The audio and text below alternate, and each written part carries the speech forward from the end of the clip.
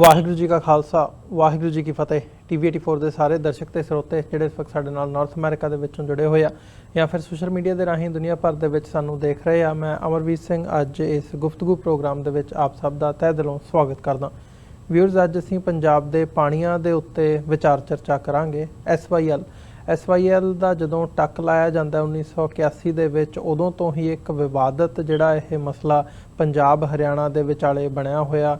ਦੋਵਾਂ ਖਿੱਤਿਆਂ ਦੀਆਂ, ਦੋਵਾਂ ਸੂਬਿਆਂ ਦੀਆਂ ਜਿਹੜੀਆਂ ਸਰਕਾਰਾਂ ਨੇ, ਕੇਂਦਰ ਕਿਵੇਂ ਇਹ ਸਾਰੇ ਪਾਰਟ ਨੂੰ ਡੀਲ ਕਰ ਰਿਹਾ, ਇਹ ਇੱਕ ਲੰਬੀ ਹਿਸਟਰੀ ਹੈ। ਜਦੋਂ ਅਸੀਂ ਪੰਜਾਬ ਦੇ ਪਾਣੀਆਂ ਦੀ ਗੱਲ ਕਰਦੇ ਹਾਂ, ਇਹਦੇ 'ਤੇ ਬਹੁਤ ਜਿਹੜਾ ਹੈ ਉਹ ਕੰਮ ਵੀ ਹੋਇਆ, ਜਾਂ ਇਹ ਕਹਿ ਲਓ ਪੰਜਾਬ ਦੀ ਜਿਹੜੀ ਇੱਕ ਸਾਡੀ ਸ਼ਾਹ ਰਗ ਕਿਹਾ ਜਾ ਸਕਦਾ ਹੈ ਇਸ ਨੂੰ। ਪੰਜਾਬ ਦੇ ਕੋਲ ਜਿਹੜਾ ਇੱਕੋ ਇੱਕ ਕੁਦਰਤੀ ਸਰੋਤ ਹੈ ਪੰਜਾਬ ਦੇ ਪਾਣੀ, ਪਰ ਉਹ ਸਾਰੇ ਪਾਰਟ ਨੂੰ ਲੈ ਕੇ ਹੁਣ ਜਦੋਂ ਅਸੀਂ ਦੇਖ ਰਹੇ ਹਾਂ, ਤੇ ਜਿਹੜੀ ਰੀਸੈਂਟ ਡਿਵੈਲਪਮੈਂਟ ਹੈ, ਭਾਰਤ ਦੀ ਜਿਹੜੀ ਸੁਪਰੀਮ ਕੋਰਟ ਹੈ ਉਸ ਵੱਲੋਂ ਇਸ ਦੇ ਉੱਤੇ ਜਿਹੜਾ ਉਮੀਦ ਕੀਤੀ ਜਾ ਰਹੀ ਸੀ ਵੀ ਫੈਸਲਾ ਸੁਣਾਇਆ ਜਾਊਗਾ, ਪਰ 3 ਹਫ਼ਤਿਆਂ ਦਾ ਸਮਾਂ ਦੇ ਦਿੱਤਾ ਗਿਆ। ਹੀਅਰਿੰਗ ਅੱਗੇ ਪਾ ਦਿੱਤੀ ਗਈ ਹੈ ਤੇ ਸੁਪਰੀਮ ਕੋਰਟ ਵੱਲੋਂ ਇਹ ਹਦਾਇਤ ਕੀਤੀ ਗਈ ਹੈ ਪੰਜਾਬ ਤੇ ਹਰਿਆਣਾ ਨੂੰ ਕਿ ਆਪਸ ਦੇ ਵਿੱਚ ਗੱਲਬਾਤ ਕਰਕੇ ਜੇ ਤੁਸੀਂ ਇਹ ਮਸਲਾ ਸੁਲਝਾ ਸਕੋ ਤੇ ਸਾਨੂੰ ਇਹਦੇ ਤੇ ਫੈਸਲਾ ਨਾ ਦੇਣਾ ਪਵੇ।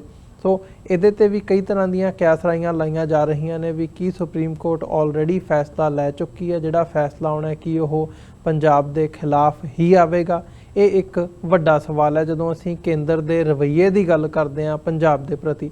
ਸੋ ਪੰਜਾਬ ਦੇ ਪਾਣੀਆਂ ਦੇ ਉੱਤੇ ਅੱਜ ਅਸੀਂ ਵਿਚਾਰ ਚਰਚਾ ਕਰਾਂਗੇ ਡਾਕਟਰ ਗੁਰਦਰਸ਼ਨ ਸਿੰਘ ਢਿੱਲੋਂ, ਜਿਹੜੇ ਕਿ ਸਿੱਖ ਇਤਿਹਾਸਕਾਰ ਨੇ ਤੇ ਨਾਲ ਹੀ ਨਾਲ ਪੰਜਾਬ ਦੇ ਪਾਣੀਆਂ ਦੇ ਉੱਤੇ ਆਪ ਨੇ ਬਹੁਤ ਡੂੰਘੀ ਜਿਹੜੀ ਰਿਸਰਚ ਹੈ ਉਹ ਕੀਤੀ ਹੈ, ਤੇ ਇਸ ਦਾ ਜਿਹੜਾ ਇਤਿਹਾਸਕ ਪਿਛੋਕੜ ਹੈ, ਕਦੋਂ ਇਹ ਮਸਲਾ ਸ਼ੁਰੂ ਹੁੰਦਾ ਹੈ ਤੇ ਇੱਥੇ ਤੱਕ ਜਿੱਥੇ ਅਸੀਂ ਹੁਣ ਖਲੋਤੇ ਹਾਂ ਇੱਥੇ ਤੱਕ ਪਹੁੰਚਿਆ ਕਿਵੇਂ ਹੈ, ਬਹੁਤ ਮਜ਼ਬੂਤ ਪਕੜ ਹੈ ਇਸ ਦੇ ਉੱਤੇ। ਸਾਡੇ ਨਾਲ ਚੰਡੀਗੜ੍ਹ ਤੋਂ ਇਸ ਵਕਤ ਬਣੇ ਹੋਏ ਨੇ ਡਾਕਟਰ ਸਾਹਿਬ, ਤੁਹਾਡਾ ਸਵਾਗਤ ਹੈ ਜੀ। ਵਾਹਿਗੁਰੂ ਜੀ ਕਾ ਖਾਲਸਾ ਵਾਹਿਗੁਰੂ ਜੀ ਕੀ ਫਤਿਹ ਜੀ। ਵਾਹਿਗੁਰੂ ਜੀ ਕਾ ਖਾਲਸਾ ਵਾਹਿਗੁਰੂ ਜੀ ਕੀ ਫਤਿਹ। ਤੁਹਾਨੂੰ ਵੀ ਤੁਹਾਡੇ ਸਰੋਤਿਆਂ ਨੂੰ ਵੀ ਜੀ ਬਹੁਤ ਸਤਿਕਾਰ ਸਹਿਤ ਫਤਿਹ ਅਰਜ਼ ਕਰੇ। ਬਹੁਤ ਧੰਨਵਾਦ ਡਾਕਟਰ ਸਾਹਿਬ। ਸ਼ੁਰੂਆਤ ਕਰੀਏ ਡਾਕਟਰ ਸਾਹਿਬ, ਜਿਹੜਾ ਇਹ ਹੁਣ ਸੁਪਰੀਮ ਕੋਰਟ ਦੇ ਕਹਿ ਲਓ ਵੀ ਸੁਪਰੀਮ ਕੋਰਟ ਦੇ ਹੱਥਾਂ 'ਚ ਹੈ ਸਾਰੀ ਖੇਡ, ਕੀ ਕਿਵੇਂ ਦੇਖ ਰਹੇ ਹੋ ਜਿਹੜੀ ਇਹ ਸਾਰੀ ਡੀਲਿੰਗ ਹੋ ਰਹੀ ਹੈ ਇਸ ਵਕਤ? ਕੇਂਦਰ ਐਕਸਪੈਕਟੇਸ਼ਨ ਸੀਗੀ ਵੀ ਪਹਿਲਾਂ ਤੋਂ ਹੀ ਸੀ ਵੀ ਪੰਜਾਬ ਦੇ ਖਿਲਾਫ ਜਾਂ ਅਦਰਵਾਈਜ਼ ਇਹਦੇ ਤੇ ਕੋਈ ਨਾ ਕੋਈ ਡਾਇਰੈਕਸ਼ਨ ਹੋਊਗੀ, ਪਰ ਕਿਵੇਂ ਦੇਖ ਰਹੇ ਹੋ ਜਿਹੜੀ ਇਹ ਡਾਇਰੈਕਸ਼ਨ ਸੁਪਰੀਮ ਕੋਰਟ ਵੱਲੋਂ ਆਈ ਹੈ? ਦੇਖੋ, ਜਿਹੜੀ ਇਹ ਡਾਇਰੈਕਸ਼ਨ ਆਈ ਹੈ ਇਹ ਇੱਕ ਪਲਾਏ ਹੈ ਜਿਸ ਦੇ ਵਿੱਚ ਉਹ ਆਪ ਹੀ ਪੰਜਾਬ ਦੀ ਜਿਹੜੀ ਹੁਕੂਮਤ ਆ, ਪੰਜਾਬ ਦਾ ਜਿਹੜਾ ਚੀਫ ਮਿਨਿਸਟਰ, ਉਹ ਤੋਂ ਇਹ ਗੱਲ ਕਹਾਉਣੀ ਚਾਹੁੰਦੇ ਆ। ਕਦੇ ਵੀ ਇਸ ਮੁਲਕ ਦੇ ਵਿੱਚ ਜਿਹੜੀ ਜੁਡੀਸ਼ਰੀ ਆ ਉਹ ਕਦੇ ਮਾਈਨੋਰਿਟੀ ਦੇ ਹੱਕ ਵਿੱਚ ਕਿਸੇ ਕਿਸਮ ਦਾ ਕੋਈ ਫੈਸਲਾ ਨਹੀਂ ਗਈ। ਇਹ ਸਮਝ ਲੈਣੀ ਗੱਲ ਜ਼ਰੂਰੀ ਆ ਸਾਰੀਆਂ ਘੱਟ ਗਿਣਤੀਆਂ ਨੂੰ, ਚਾਹੇ ਮੁਸਲਮਾਨ ਹੋਣ, ਚਾਹੇ ਈਸਾਈ ਹੋਣ, ਚਾਹੇ ਸਿੱਖ ਹੋਣ ਜੀ। ਸੋ ਪੰਜਾਬ ਦੀ ਜਿਹੜੀ ਲਾਈਫ ਲਾਈਨ ਆ ਉਹ ਰਿਵਰ ਵਾਟਰ ਹੈਗਾ ਜੀ, ਉਹੀ ਨੈਚੁਰਲ ਰਿਸੋਰਸ ਆ ਜਿਹੜਾ ਕੁਦਰਤ ਨੇ ਪੰਜਾਬ ਦੇ ਸੂਬੇ ਨੂੰ ਦਿੱਤਾ। ਉਹ ਪੰਜਾਬ ਦੇ ਦਰਿਆਈ ਪਾਣੀਆਂ ਦੀ ਗੱਲ ਹੈ। ਦਰਿਆਈ ਪਾਣੀਆਂ ਦੀ ਜਿਹੜੀ ਕੋਈ ਵੰਡ ਦਾ ਮਸਲਾ ਨਹੀਂ ਹੈ, ਮਾਫ ਕਰਨਾ। ਕਈ ਲੋਕ, ਕਈ ਇਤਿਹਾਸਕਾਰ, ਕਈ ਵਿਦਵਾਨ ਇਹ ਕਹਿੰਦੇ ਹਨ ਪੰਜਾਬ ਦੀ ਡਿਸਟ੍ਰੀਬਿਊਸ਼ਨ ਦਾ ਸਵਾਲ ਆ, ਵਾਟਰ ਸ਼ੇਅਰਿੰਗ ਦਾ ਸਵਾਲ ਆ। ਨਹੀਂ, ਨਾ ਡਿਸਟ੍ਰੀਬਿਊਸ਼ਨ ਦਾ ਸਵਾਲ ਆ, ਨਾ ਸ਼ੇਅਰਿੰਗ ਦਾ ਸਵਾਲ ਆ। ਸਵਾਲ ਹੈ ਕੰਸਟੀਟਿਊਸ਼ਨ ਦੇ ਮੁਤਾਬਕ, ਹਿੰਦੁਸਤਾਨ ਦੇ ਵਿਧਾਨ ਦੇ ਮੁਤਾਬਕ ਪੰਜਾਬ ਦੇ ਪਾਣੀਆਂ ਦੇ ਉੱਤੇ ਹੱਕ ਕਿਹੜੀ ਸਟੇਟ ਦਾ ਹੈ ਜੀ। ਪੰਜਾਬ ਦੇ ਸਿੰਗਲ ਸਟੇਟ ਰਿਵਰ ਹੈਗੇ ਆ ਜਿਹੜੇ ਦੂਸਰੀ ਕੋਈ ਵੀ ਹਿੰਦੁਸਤਾਨ ਦੀ ਸਟੇਟ ਨੂੰ ਟੱਚ ਨਹੀਂ ਕਰਦੇ। ਬਿਲਕੁਲ, ਉਹ ਇਧਰੋਂ ਜਾ ਕੇ ਸਿੱਧੇ ਜਾ ਕੇ ਜਿਹੜਾ ਇੰਡਸ ਦਰਿਆ ਹੈਗਾ, ਸਿੰਧ ਦਰਿਆ, ਉਹਦੇ ਵਿੱਚ ਗਿਰ ਜਾਂਦੇ, ਉਸ ਤੋਂ ਬਾਅਦ ਉਹ ਅਰੇਬੀਅਨ ਸੀ ਚਲੇ ਜਾਂਦੇ ਆ ਜੀ। ਤੋ ਇਸ ਕਰਕੇ ਪੰਜਾਬ ਦੇ ਦਰਿਆਈ ਪਾਣੀਆਂ ਦੇ ਉੱਤੇ ਕਿਸੇ ਦੂਜੇ ਸੂਬੇ ਦਾ ਕੋਈ ਹੱਕ ਬਣਦਾ ਨਹੀਂ, ਪਰ ਪੰਜਾਬ ਦੇ ਦਰਿਆਈ ਪਾਣੀਆਂ ਨੂੰ ਗੈਰ ਵਿਧਾਨਿਕ ਢੰਗ ਦੇ ਨਾਲ ਅਨਕਨਸਟੀਟਿਊਸ਼ਨਲੀ ਪੰਜਾਬ ਤੋਂ ਬਾਹਰ ਲਿਜਾਇਆ ਗਿਆ ਹੈ, ਔਰ ਧੱਕਾਜ਼ੋਰੀ ਕਰਕੇ ਹੁਣ ਵੀ ਪੰਜਾਬ ਦੇ ਨਾਲ ਮਤਲਬ ਜ਼ਰੂਰ ਧੱਕਾ ਕੀਤਾ ਜਾ ਰਿਹਾ ਕਿ ਇਹ ਜਿਹੜਾ ਰਹਿੰਦਾ ਖੁੱਲਦਾ ਪਾਣੀ ਆ, ਆਲਰੇਡੀ ਬਹੁਤ ਸਾਰਾ ਪਾਣੀ ਪੰਜਾਬ ਤੋਂ ਬਾਹਰ ਜਾ ਚੁੱਕਿਆ। 8.60 ਮਿਲੀਅਨ ਏਕੜ ਫੁੱਟ ਪਾਣੀ ਰਾਜਸਥਾਨ ਨੂੰ ਦਿੱਤਾ ਗਿਆ, ਜਦਕਿ ਰਾਜਸਥਾਨ ਦਾ ਕਿਸੇ ਵੀ ਢੰਗ ਨਾਲ ਕਿਸੇ ਵੀ ਕੰਸਟੀਟਿਊਸ਼ਨ ਦੇ ਮੁਤਾਬਕ, ਇੰਡੀਅਨ ਕੰਸਟੀਟਿਊਸ਼ਨ ਦੇ ਮੁਤਾਬਕ ਹੱਕ ਨਹੀਂ ਬਣਦਾ ਜੀ। ਇਸੇ ਤਰੀਕੇ ਨਾਲ ਹਰਿਆਣਾ ਨੂੰ ਦਿੱਤਾ ਗਿਆ 3.50, ਤੋਂ ਉਹ ਇਸੇ ਤਰੀਕੇ ਨਾਲ ਦਿੱਲੀ ਨੂੰ ਦਿੱਤਾ ਗਿਆ, ਜਿਹੜੀਆਂ ਕਿ ਨॉन ਰਿਪੇਰੀਅਨ ਸਟੇਟ ਆ ਜਿਨ੍ਹਾਂ ਦਾ ਪੰਜਾਬ ਦੇ ਦਰਿਆਈ ਪਾਣੀਆਂ ਤੇ 1% ਵੀ ਕੋਈ ਹੱਕ ਨਹੀਂ ਬਣਦਾ। ਤੋ ਇਹ ਸਾਰੀ ਉਸ ਤੋਂ ਬਾਅਦ ਹੁਣ ਜਿਹੜੀ SYL ਕੱਢ ਕੇ ਰਾਵੀ ਬਿਆਸ ਦਾ ਜਿਹੜਾ ਪਾਣੀ ਆ ਉਹ ਦਿੱਤਾ ਜਾ ਰਿਹਾ ਹਰਿਆਣੇ ਨੂੰ ਦੇਣਾ ਹੈ ਉਹਨਾਂ ਨੇ, ਜਿਸ ਗੱਲ ਦੇ ਉੱਤੇ ਅਖੀਰ ਦੇ ਵਿੱਚ ਮਾਫ ਕਰਨਾ ਮੈਂ ਗੱਲ ਕਹੂੰਗਾ ਅਖੀਰ ਦੇ ਵਿੱਚ ਪੰਜਾਬ ਦੇ ਦਰਿਆਈ ਪਾਣੀਆਂ ਦੀ ਬਰਬਾਦੀ ਦੀ ਜ਼ਿੰਮੇਵਾਰੀ ਪੰਜਾਬ ਦੇ ਸਿਆਸਤਦਾਨਾਂ ਨੂੰ ਵੀ ਆ। ਪ੍ਰਤਾਪ ਸਿੰਘ ਕੈਰੋ ਗੁਨਾਹਗਾਰ ਆ, ਸ਼ੁਰੂ ਦੇ ਵਿੱਚ ਉਸ ਨੇ ਪੰਜਾਬ ਦੇ ਪਾਣੀਆਂ ਨੂੰ ਲੁਟਾਇਆ ਔਰ ਜਿਸ ਨੂੰ ਕਹਿੰਦੇ ਆ ਪੰਜਾਬ ਦਾ ਬੜਾ ਸਟਰੋਂਗ ਮੈਨ ਸੀ, ਪੰਜਾਬ ਦੀ ਬੜੀ ਉਹਨੇ ਡਿਵੈਲਪਮੈਂਟ ਕੀਤੀ, ਉਸਨੇ ਪੰਜਾਬ ਦੀ ਬਰਬਾਦੀ ਵੀ ਨਹੀਂ ਰੱਖੀ। ਉਸ ਤੋਂ ਬਾਅਦ ਲਗਾਤਾਰ ਤੌਰ ਤੇ ਸਾਰੇ ਚੀਫ ਮਿਨਿਸਟਰ ਨੇ ਅੱਜ ਤੱਕ ਜਿੰਨੇ ਵੀ ਚੀਫ ਮਿਨਿਸਟਰ ਹੋਏ ਆ, ਚਾਹੇ ਪ੍ਰਕਾਸ਼ ਸਿੰਘ ਬਾਦਲ ਆ, ਦਰਬਾਰਾ ਸਿੰਘ ਆ, ਗਿਆਨੀ ਜੈਲ ਸਿੰਘ ਆ, ਗੁਰਨਾਮ ਸਿੰਘ ਆ, ਕੋਈ ਵੀ ਜਿਹੜਾ ਚੀਫ ਮਿਨਿਸਟਰ ਉਸਨੇ ਘੱਟ ਨਹੀਂ ਗੁਜ਼ਾਰੀ। ਜੇ ਉਹਨਾਂ ਨੂੰ ਇਹ ਰੁਤਬੇ ਮਿਲੇ ਆ ਤਾਂ ਇਸ ਕਰਕੇ ਮਿਲੇ ਆ ਕਿ ਉਹਨਾਂ ਨੇ ਪੰਜਾਬ ਦੇ ਪਾਣੀਆਂ ਦੀ ਬਰਬਾਦੀ ਜਿਹੜੀ ਆ ਉਹ ਕਰਵਾਈ ਹੈ। ਤੋਂ 2004 ਦੇ ਵਿੱਚ ਅਮਰਿੰਦਰ ਸਿੰਘ ਦੀ ਸਰਕਾਰ ਨੇ ਇੱਕ termination of agreements act pass ਕੀਤਾ ਸੀ। 2 ਐਗਰੀਮੈਂਟ ਹੋਏ ਆ। ਇੱਕ ਦਰਬਾਰਾ ਸਿੰਘ ਨੇ ਐਗਰੀਮੈਂਟ ਕੀਤਾ ਸੀ ਜਿਹੜਾ ਕਿ ਸੁਪਰੀਮ ਕੋਰਟ ਦੇ ਵਿੱਚ ਕੇਸ ਚੱਲਦਾ ਸੀ ਪੰਜਾਬ ਦੇ ਦਰਿਆਈ ਪਾਣੀਆਂ ਦਾ। ਉਹ ਕੇਸ ਸੁਪਰੀਮ ਕੋਰਟ ਚੋਂ ਕੱਢ ਕੇ ਉਸਨੇ ਹਰਿਆਣਾ ਤੇ ਰਾਜਸਥਾਨ ਦੇ ਨਾਲ ਐਗਰੀਮੈਂਟ ਕੀਤਾ ਸੀ, ਜਿਸ ਨੇ ਪੰਜਾਬ ਦੀ ਜਿਹੜੀ ਤਬਾਹੀ ਆ ਪਾਣੀਆਂ ਦੀ, ਪੰਜਾਬ ਦੀ ਬਰਬਾਦੀ ਪਾਣੀਆਂ ਦੀ, ਪੰਜਾਬ ਦੀ ਲੁੱਟ ਪਾਣੀਆਂ ਦੀ ਉਸ ਬੰਦੇ ਨੇ ਕਰਵਾਈ ਸੀ, ਦਰਬਾਰਾ ਸਿੰਘ ਨੇ।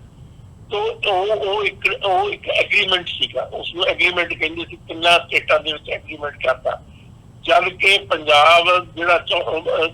ਪੰਜਾਬ ਚਾਹੁੰਦਾ ਸੀ ਇਨਸਾਫ ਸੁਪਰੀਮ ਕੋਰਟ ਤੋਂ ਮਿਲੇ ਹਿੰਦੁਸਤਾਨ ਦੇ ਵਿਧਾਨ ਦੇ ਮੁਤਾਬਕ। ਤਾਂ ਉਸ ਦੇ ਵਿੱਚ ਜਿਹੜੀਆਂ 3 ਕਲੌਜ਼ਸ ਅਲਟਰਾ ਵਾਇਰਸ ਹੈਗੀਆਂ 78, 79, 80 ਪੰਜਾਬ ਰੀਆਰਗਨਾਈਜੇਸ਼ਨ ਐਕਟ ਦੀਆਂ ਟੁੱਟ ਜਾਣੀਆਂ ਸੀ ਔਰ ਪੰਜਾਬ ਦਾ ਪੂਰਨ ਤੌਰ ਦੇ ਉੱਤੇ ਹੱਕ ਪੰਜਾਬ ਦੇ ਦਰਿਆਈ ਪਾਣੀਆਂ ਦੇ ਉੱਤੇ ਰਿਸਟੋਰ ਹੋ ਜਾਣਾ ਸੀ। ਪਰ ਇੰਦਰਾ ਗਾਂਧੀ ਨੇ ਦਰਬਾਰਾ ਸਿੰਘ ਦੇ ਉੱਤੇ ਦਬਾਅ ਪਾ ਕੇ ਐਗਰੀਮੈਂਟ ਕਰਾ ਕੇ ਸੁਪਰੀਮ ਕੋਰਟ ਦੇ ਵਿੱਚੋਂ ਕੇਸ ਕਢਾਇਆ ਬਾਹਰ। ਉਸ ਤੋਂ ਬਾਅਦ ਜਿਹੜੀ ਸਭ ਤੋਂ ਵੱਡੀ ਬਰਬਾਦੀ ਕੀਤੀ ਹਰਚੰਦ ਸਿੰਘ ਲੌਂਗੋਵਾਲ ਨੇ ਰਾਜੀਵ ਲੌਂਗੋਵਾਲ ਅਕੋਰਡ ਕੀਤੀ, ਜਿਸ ਦੇ ਵਿੱਚ 9ਵੀਂ ਮੱਦ ਦੇ ਮੁਤਾਬਕ ਇਹ ਆਪ ਲਿਖ ਕੇ ਦੇ ਦਿੱਤਾ ਵੀ ਅਸੀਂ SYL ਆਪ ਪੱਟ ਕੇ ਦੇਵਾਂਗੇ 15 ਅਗਸਤ 1986 ਤੱਕ। ਜੀ ਇਸੇ ਗੱਲ ਦੀ ਇਵਜ਼ ਦੇ ਵਿੱਚ ਜਿਹੜਾ ਸੁਰਜੀਤ ਸਿੰਘ ਬਰਨਾਲਾ ਸੀ ਉਹਨੂੰ ਚੀਫ ਮਿਨਿਸਟਰੀ ਦਾ ਅਹੁਦਾ ਮਿਲਿਆ ਔਰ ਮਰਦੇ ਦਮ ਤੱਕ ਮੰਜੇ ਤੇ ਪਿਆ ਹਸਪਤਾਲਾਂ ਦੇ ਵਿੱਚ ਉਹ ਗਵਰਨਰ ਰਿਹਾ, ਚਾਹੇ ਸੈਂਟਰ ਦੇ ਵਿੱਚ BJP ਦੀ ਸਰਕਾਰ ਸੀ, ਚਾਹੇ ਸੈਂਟਰ ਦੇ ਵਿੱਚ ਕਾਂਗਰਸ ਦੀ ਸਰਕਾਰ ਸੀ। ਜੀ ਤੋਂ ਇਹ ਇਨਾਮ ਉਹਨਾਂ ਲੋਕਾਂ ਨੂੰ ਇਸ ਕਰਕੇ ਮਿਲੇ ਆ ਕਿ ਉਹਨਾਂ ਨੇ ਪੰਜਾਬ ਦੇ ਦਰਿਆਈ ਪਾਣੀਆਂ ਦੀ ਬਰਬਾਦੀ ਦੇ ਉੱਤੇ ਆਪ ਮਤਲਬ ਸਾਈਨ ਕਰਕੇ ਦਿੱਤੇ ਆ ਔਰ ਉਹ ਦੂਸਰੀਆਂ ਸਟੇਟਾਂ ਨੂੰ ਲੁਟਾਇਆ। ਰਾਜਸਥਾਨ ਨੂੰ ਜਿਹੜੀਆਂ ਹਿੰਦੂ ਮੈਜੋਰਟੀ ਸਟੇਟ ਆ, ਹਰਿਆਣਾ ਦੇ ਇਸੇ ਤਰੀਕੇ ਨਾਲ ਦਿੱਲੀ। ਇੱਥੇ ਖਾਸ ਤੌਰ ਤੇ ਮੈਂ ਦੱਸਣਾ ਚਾਹੁੰਦਾ ਵੀ ਜਿਸ ਰੇਸ਼ੋ ਨਾਲ ਪੰਜਾਬ ਦੇ ਦਰਿਆਈ ਪਾਣੀਆਂ ਦਾ ਦਰਿਆਈ ਪਾਣੀ ਦੂਜੇ ਸੂਬਿਆਂ 'ਚ ਜਾਂਦੇ ਆ, ਉਸੇ ਪ੍ਰਪੋਰਸ਼ਨਲ ਪਨ ਬਿਜਲੀ ਵੀ ਜਾਂਦੀ ਆ, ਜਿਸਨੂੰ ਹਾਈਡਲ ਪਾਵਰ ਕਹਿੰਦੇ ਹੈਗੇ, ਕਿਉਂਕਿ ਉਹ ਪਾਣੀ ਦੀ ਬਾਈ ਪ੍ਰੋਡਕਟ ਆ। ਹੁਣ ਜਿਹੜਾ ਹੈਗਾ ਜਦੋਂ ਟਰਮੀਨੇਸ਼ਨ ਜਿਹੜਾ ਬਿੱਲ ਪਾਸ ਕੀਤਾ ਅਸੈਂਬਲੀ 'ਚ 2004 'ਚ ਅਮਰਿੰਦਰ ਸਿੰਘ ਦੀ ਸਰਕਾਰ ਵੇਲੇ ਔਰ ਉਸ ਦੇ ਉੱਤੇ ਪੰਜਾਬ ਦੇ ਗਵਰਨਰ ਨੇ ਸਾਈਨ ਕੀਤਾ, ਉਹ ਯੂਨੈਨਿਮਸਲੀ ਪਾਸ ਹੋਇਆ, ਉਹ ਸੈਂਟਰ ਦੇ ਵਿੱਚ ਗਿਆ। ਮੈਂ ਇੱਥੇ ਖਾਸ ਤੌਰ ਤੇ ਦੱਸਣਾ ਚਾਹੁੰਦਾ ਕਿ ਜਿਹੜਾ ਡਾਕਟਰ ਮਨਮੋਹਨ ਸਿੰਘ ਹਿੰਦੁਸਤਾਨ ਦਾ ਪ੍ਰਾਈਮ ਮਿਨਿਸਟਰ ਜਿਸਨੂੰ ਸਿੱਖ ਕਹਿੰਦੇ ਆ, ਉਸਨੇ ਵੀ ਇਸ ਤੇ ਬੇਈਮਾਨੀ ਕੀਤੀ ਪੰਜਾਬ ਦੇ ਇੰਟਰਸਟ ਦੇ ਖਿਲਾਫ। ਯੂਨੈਨਿਮਸਲੀ ਪਾਇਆ ਹੋਇਆ ਰੈਜ਼ੋਲੂਸ਼ਨ ਐਂਡੋਰਸ ਕੀਤਾ ਹੋਇਆ ਗਵਰਨਰ ਰਾਹੀਂ, ਉਸ ਦੇ ਉੱਤੇ ਸਿੱਧੇ ਤੌਰ ਦੇ ਉੱਤੇ ਉਹ ਐਕਟ ਬਣ ਜਾਣਾ ਸੀ ਜੇ ਪ੍ਰੈਜ਼ੀਡੈਂਟ ਉਸ ਦੇ ਉੱਤੇ ਸਾਈਨ ਕਰ ਦਿੰਦਾ। ਪਰ ਡਾਕਟਰ ਮਨਮੋਹਨ ਸਿੰਘ ਬਤੌਰ ਪ੍ਰਾਈਮ ਮਿਨਿਸਟਰ ਨੇ ਉਹ ਸਾਰਾ ਰੈਫਰ ਕਰ ਦਿੱਤਾ ਟੂ ਦੀ ਸੁਪਰੀਮ ਕੋਰਟ, ਜਿਹੜਾ ਕਿ ਨਹੀਂ ਹੋਣਾ ਚਾਹੀਦਾ ਸੀ, ਕਾਨੂੰਨੀ ਤੌਰ ਦੇ ਉੱਤੇ ਨਹੀਂ ਹੋਣਾ ਚਾਹੀਦਾ ਸੀ। ਤੋਂ ਇਸ ਤਰੀਕੇ ਦੇ ਨਾਲ ਪੰਜਾਬ ਦੀ ਪਾਣੀਆਂ ਦੀ ਬਰਬਾਦੀ ਦੇ ਲਈ ਸਾਰੇ ਗੁਨਾਹਗਾਰ ਆ, ਇਨਕਲੂਡਿੰਗ ਡਾਕਟਰ ਮਨਮੋਹਨ ਸਿੰਘ, ਜਿਸਨੂੰ ਇਹ ਕਹਿੰਦੇ ਆ ਜੀ ਸਿੱਖ ਪ੍ਰਾਈਮ ਮਿਨਿਸਟਰ ਸੀ ਇਸ ਮੁਲਕ ਦਾ। ਤੋਂ ਇਹ ਕਹਾਣੀ ਬੜੀ ਦਰਦਨਾਕ ਹੈ, ਇਹ ਕਹਾਣੀ ਬੇਈਮਾਨੀ ਤੇ ਆਧਾਰਿਤ ਆ। ਪੰਜਾਬ ਦੇ ਇੰਟਰਸਟ ਨੂੰ, ਪੰਜਾਬ ਦੇ ਖੁਸ਼ਹਾਲੀ ਨੂੰ ਬਰਬਾਦ ਕਰਨ ਲਈ ਹਰ ਜਿਹੜਾ ਗੁਨਾਹਗਾਰ ਆ, ਚਾਹੇ ਪ੍ਰਤਾਪ ਸਿੰਘ ਕੈਰੋ ਆ, ਚਾਹੇ ਦਰਬਾਰਾ ਸਿੰਘ ਆ, ਚਾਹੇ ਹਰਚੰਦ ਸਿੰਘ ਲੌਂਗੋਵਾਲ, ਚਾਹੇ ਡਾਕਟਰ ਮਨਮੋਹਨ ਸਿੰਘ ਆ, ਕੋਈ ਵੀ ਕਿਸੇ ਨੇ ਵੀ ਨਹੀਂ ਬਖਸ਼ਿਆ ਪੰਜਾਬ। ਉਹ ਕੇਸ ਪੈਂਡਿੰਗ ਹੈ ਜਿਹੜਾ ਡਾਕਟਰ ਮਨਮੋਹਨ ਸਿੰਘ ਨੇ ਰੈਫਰ ਕੀਤਾ ਟੂ ਦੀ ਸੁਪਰੀਮ ਕੋਰਟ। ਜੀ ਪਰਸੋਂ ਸੁਪਰੀਮ ਕੋਰਟ ਨੇ ਇਹ ਫੈਸਲਾ ਦਿੱਤਾ ਵੀ ਦੋਨੇ ਚੀਫ ਮਿਨਿਸਟਰ ਮਿਲ ਬੈਠ ਕੇ ਆਪਸ ਦੇ ਵਿੱਚ ਐਮੀਕੇਬਲੀ ਸੈਟਲਮੈਂਟ ਕਰ ਲੈਣ, ਜਿਹੜੀ ਕਿ ਹੋ ਨਹੀਂ ਸਕਦੀ। ਕਿਸ ਤਰੀਕੇ ਨਾਲ ਹੋ ਸਕਦੀ ਆ? ਪੰਜਾਬ ਦਾ ਹੱਕ ਆ ਪਾਣੀਆਂ ਦੇ ਉੱਤੇ, ਪੰਜਾਬ ਦੇ ਵਿੱਚ 14 ਲੱਖ ਟਿਊਬਵੈੱਲ ਆ ਔਰ ਪੰਜਾਬ ਦਾ ਅੰਡਰਗਰਾਊਂਡ ਵਾਟਰ ਜਿਹੜਾ ਖਤਮ ਹੋ ਚੁੱਕਿਆ। ਦੁਨੀਆ ਦੇ ਵਿੱਚ ਜੇ ਕਿਸੇ ਖਿੱਤੇ ਦੇ ਵਿੱਚ ਅੰਡਰਗਰਾਊਂਡ ਵਾਟਰ ਦੀ ਐਕਸਪਲੋਇਟੇਸ਼ਨ ਇਸ ਹੱਦ ਤੱਕ ਹੋਈ ਆ ਤਾਂ ਪੰਜਾਬ ਆ ਜੀ। ਤੋਂ ਇਹ ਗੱਲ ਮੈਂ ਨਹੀਂ ਕਹਿ ਰਿਹਾ, ਇਹ ਜਿਹੜੀਆਂ ਦੁਨੀਆ ਦੀਆਂ ਵੱਡੀਆਂ ਏਜੰਸੀਆਂ ਉਹਨਾਂ ਦੀ ਰਿਪੋਰਟ ਦੇ ਆਧਾਰ ਦੇ ਉੱਤੇ ਮੈਂ ਇਹ ਗੱਲ ਕਹਿ ਰਿਹਾ। ਤੋਂ ਇਸ ਕਰਕੇ ਇਹ ਗੱਲ ਜਿਹੜੀ ਆ ਇਹ ਸਾਰੀ ਇੱਕ ਦਿਖਾਵੇ ਵਾਲੀ ਗੱਲ ਆ ਵੀ ਅਸੀਂ ਤਾਂ ਬਹੁਤ ਵਧੀਆ ਸਮਝੌਤਾ ਕਿਸ ਗੱਲ ਦਾ ਹੋ ਸਕਦਾ? ਪੰਜਾਬ ਦਾ ਪਾਣੀ ਆ, ਪੰਜਾਬ ਦਾ ਹੱਕ ਆ, ਉਸ ਦੇ ਉੱਤੇ ਪੰਜਾਬ ਦੇ ਕੋਲ ਪੰਜਾਬ ਰੇਗਿਸਤਾਨ ਬਣ ਜਾਏਗਾ। ਸਾਰੇ ਦਾ ਸਾਰਾ ਜਿਹੜਾ ਮਾਲਵਾ ਰੀਜਨ ਆ ਉਹ ਰੇਗਿਸਤਾਨ ਚ ਕਨਵਰਟ ਹੋ ਜਾਏਗਾ ਜੇ SYR ਦੇ ਰਾਹੀਂ ਇਤਨਾ ਪਾਣੀ 3.50 ਮਿਲੀਅਨ ਏਕੜ ਫੁੱਟ ਪਾਣੀ ਪੰਜਾਬ ਤੋਂ ਬਾਹਰ ਚਲਿਆ ਗਿਆ। तो एक इस किस्म दी लटकदी तलवार है पंजाब दे उत्ते, जिस दे नाल पंजाब दी अखीरली बर्बादी दे उत्ते जिहड़ी है ये चीज होएगी। बिल्कुल तो मेरा तो मतलब ये मनना, मेरी ये समझ कहती है, मेरी जिन्नी मेरी सर्च ये गल कह रही जी। डॉक्टर साहब जिवें तुसीं पिछोकड़ दे बाबत भी सानू जानकारी दित्ती है भी कित्थों तो लैके कित्थे तक किवें जिहड़ा ये सारा सिचुएशन है वो पंजाब रीऑर्गेनाइजेशन एक्ट 1966 ਦੇ ਵਿੱਚ ਬਣਦਾ ਤੇ ਉਦੋਂ ਤੋਂ ਲੈ ਕੇ ਹੁਣ ਤੱਕ ਕਿਵੇਂ ਪੰਜਾਬ ਦੇ ਪਾਣੀਆਂ ਦੀ ਲੁੱਟ ਹੋਈ ਹੈ। ਪਰ ਗੱਲ ਹੁਣ ਅੱਜ ਦੀ ਜੇ ਦੇਖਣੀ ਹੋਵੇ, ਹੁਣ ਜਿਹੜੀ ਸਰਕਾਰ ਦੀ ਮਨਸ਼ਾ ਹੈ ਉਹ ਵੀ ਕਿਤੇ ਨਾ ਕਿਤੇ ਜ਼ਾਹਰ ਹੁੰਦੀ ਹੈ। ਸੁਪਰੀਮ ਕੋਰਟ ਦਾ ਰੋਲ ਇਹਦੇ 'ਚ ਹੈ, ਉਹ ਸਾਡੇ ਸਾਹਮਣੇ ਹੈ। ਸੋ ਜਿਹੜੀ ਹੁਣ ਸਥਿਤੀ ਬਣੀ ਹੋਈ ਹੈ, ਹੁਣ ਕੀ ਸਮਝਦੇ ਹੋ ਵੀ ਅੱਗੇ ਜਿਸ ਤਰੀਕੇ ਦਾ ਮੋਦੀ ਸਰਕਾਰ ਦਾ ਕੰਟਰੋਲ ਹੈ ਹਰ ਇੱਕ ਅਦਾਰੇ ਦੇ ਉੱਤੇ ਭਾਰਤ ਦੇ ਵਿੱਚ, ਈਵਨ ਸੁਪਰੀਮ ਕੋਰਟ ਤੱਕ ਵੀ, ਸੁਪਰੀਮ ਕੋਰਟ ਦੇ ਵੀ ਜਿਹੜੇ ਫੈਸਲੇ ਆਉਂਦੇ ਨੇ ਹੁਣ, ਭਾਵੇਂ ਉਹ ਅਯੁੱਧਿਆ ਦਾ ਮਾਮਲਾ ਹੋਵੇ ਜਾਂ ਅਦਰਵਾਈਜ਼ ਅਸੀਂ ਦੇਖਦੇ ਹਾਂ ਉਹ ਇੱਕ ਜਿਹੜਾ ਸਰਕਾਰ ਪੱਖੀ ਹੀ ਰਵੱਈਆ ਸੁਪਰੀਮ ਕੋਰਟ ਦਾ ਵੀ ਹੁੰਦਾ। ਸੋ ਉਸ ਨੂੰ ਮੁੱਖ ਰੱਖਦਿਆਂ ਹੋਇਆ ਜਦੋਂ ਅਸੀਂ ਦੇਖਦੇ ਹਾਂ ਕੀ ਉਮੀਦ ਕੀਤੀ ਜਾਵੇ ਵੀ ਆਉਣ ਵਾਲੇ ਸਮੇਂ ਦੇ ਵਿੱਚ ਇਹਦਾ फैसला की सुप्रीम कोर्ट पहले ही लै चुकी है भी फैसला सुनाना ही बाकी है ते अगे की है? कदे भी पंजाब दे हक विच फैसला नहीं देगा।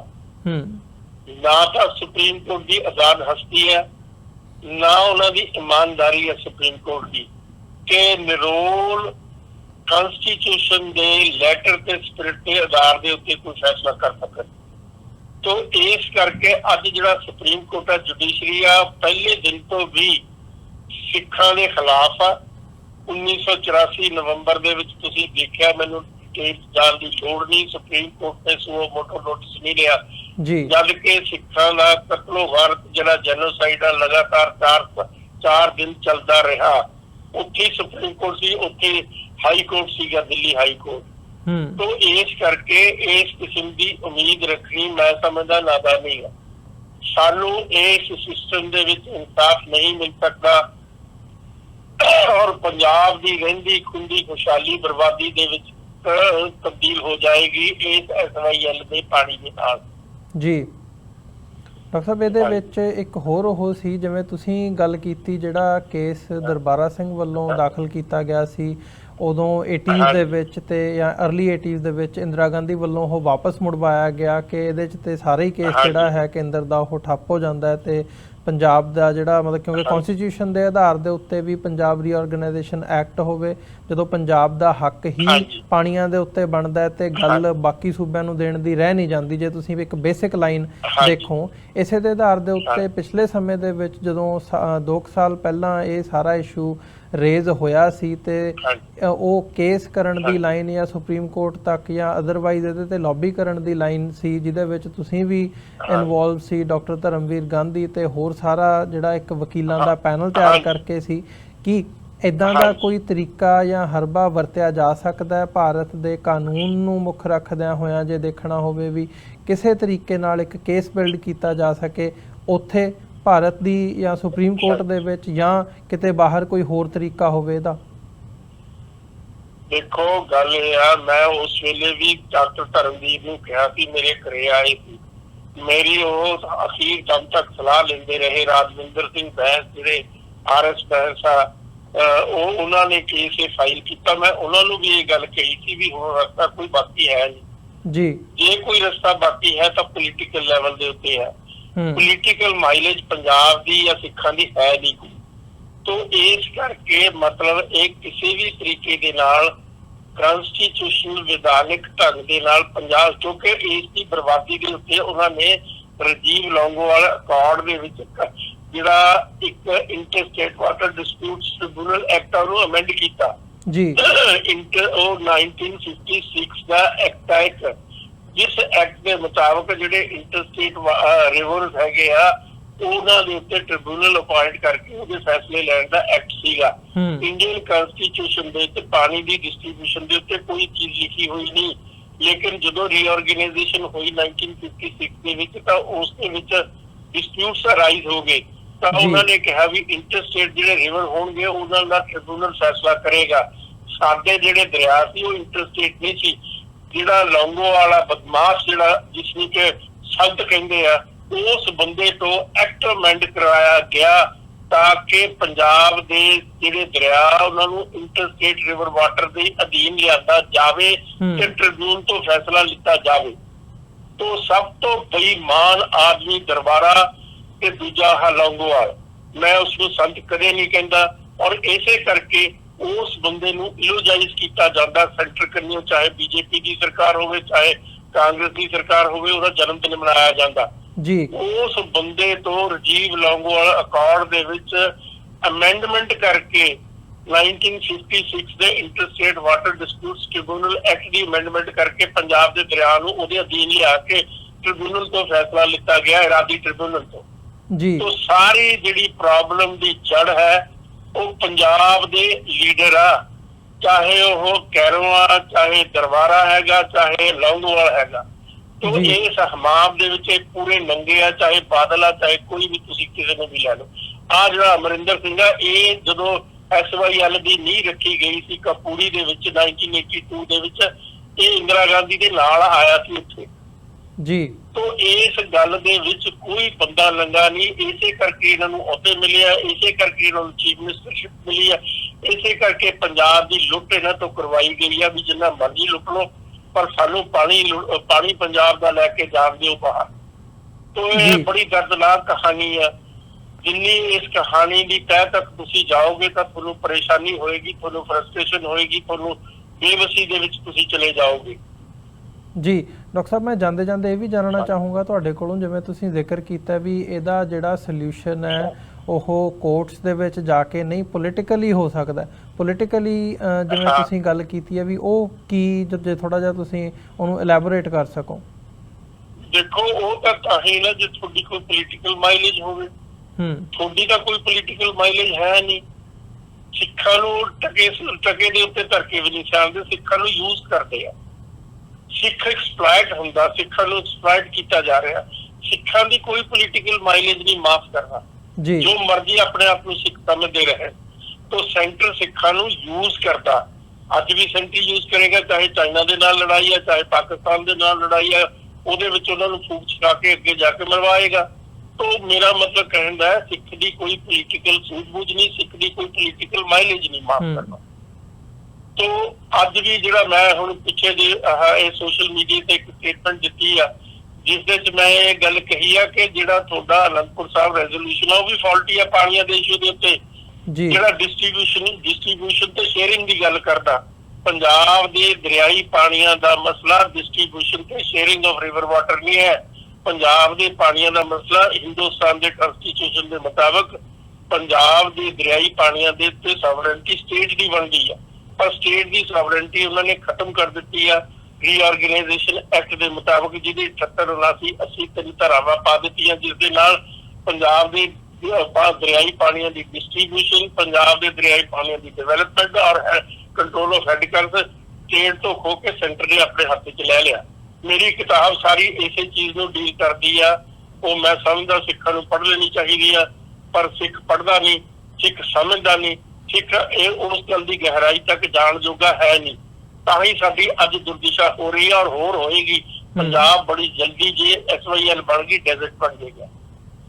ਜੀ ਬਿਲਕੁਲ ਡਾਕਟਰ ਸਾਹਿਬ, ਬਹੁਤ ਬਹੁਤ ਧੰਨਵਾਦ, ਤੁਸੀਂ ਆਪਣਾ ਸਮਾਂ ਕੱਢਿਆ ਤੇ ਸਾਡੇ ਨਾਲ ਇਹ ਸਾਰੇ ਇਸ਼ੂ ਦੇ ਉੱਤੇ ਵਿਚਾਰਾਂ ਦੀ ਸਾਂਝ ਪਾਈ ਹੈ। ਬਹੁਤ ਬਹੁਤ ਧੰਨਵਾਦ ਜੀ। ਫਤਿਹ ਦੀ ਸਾਂਝ ਪਾਈ ਅੰਤ ਦੇ ਵਿੱਚ। ਵਾਹਿਗੁਰੂ ਜੀ ਕਾ ਖਾਲਸਾ, ਵਾਹਿਗੁਰੂ ਜੀ ਕੀ ਫਤਿਹ ਜੀ।